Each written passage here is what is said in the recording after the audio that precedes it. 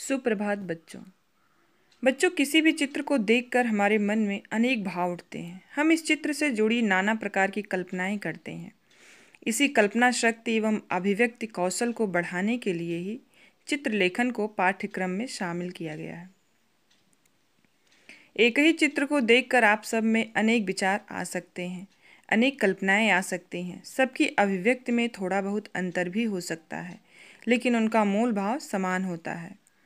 चित्र देखकर उसके बारे में कुछ लिखना भी एक कला है। इसमें आप अपने ज्ञान, बुद्धि और भाषा कौशल का प्रयोग करके एक विधा का रूप दे सकते हैं। किसी चित्र को देखकर उसमें निहित विचारों को अपने शब्दों में प्रस्तुत करना चित्र वर्णन कहलाता है। मानव द्वारा अपने भाव विचार की अभिव्यक्ति के लिए अपनाई गई विधाओं में यह प्राचीनतम विधाओं में एक है। प्राचीन काल में आदि मानव गुफा की दीवार पर चित्र बनाकर ऐसा किया करते थे। प्राचीन काल में जब अक्षरात्मक लिपि का विकास नहीं हुआ था, तब मनुष्य जो है ये चित्र बनाकर अपनी भावनाओं को व्यक्त करता था और चित्रात्मक लिपि का प्रयोग करता था।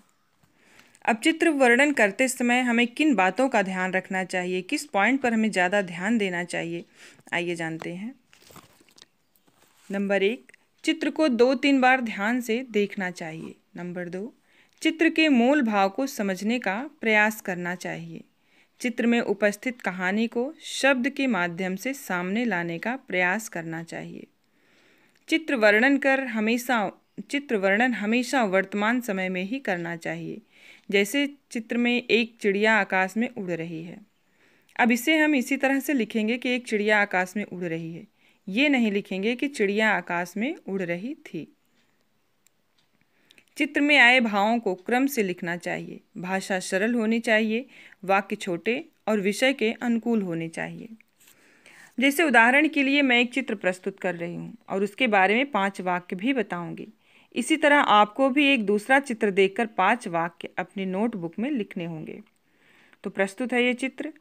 प्रस्तुत चित्र में एक हलवाई की दुकान है। नंबर 2, हलवाई ने ढेर सारी मिठाइयाँ रखी हैं।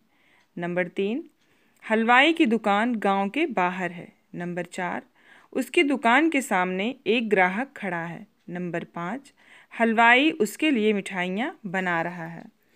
तो बच्चों, आपने देखा कि चित्र में जो भी दृश्य दिखाए गए हैं उनको मैंने शब्दों में बदल करके आपके सामने बोला है। इसी तरह मैं एक चित्र आपको दे रही हूँ।